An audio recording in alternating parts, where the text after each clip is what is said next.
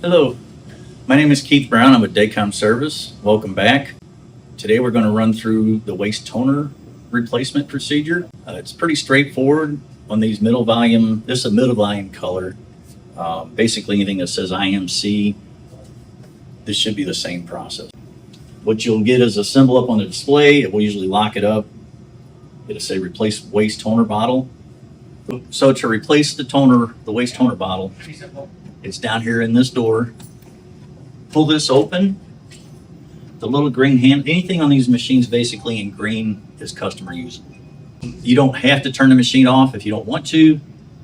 If you feel safer, it's fine, but there's nothing there to really grab onto electronic wise. So grab the handle, just pull it straight out. You'll take this box. A lot of times it'll come with a bag. I've just slipped the whole thing into the bag, and then your new bottle gear to the back. And again, your green handle up front. Set it on the shelf, push it in, and then the front door, just make sure it kind of clicks in there a little bit. That way it should, as soon as you close that door, it should reset the symbol up top. Some machines have a waste toner bottle replaced icon, and then you just hit that button. These machines will automatically do it though. Thanks, hope this helped.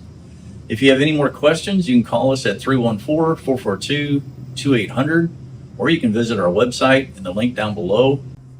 Don't forget to like, comment, subscribe for more tips. Thank you.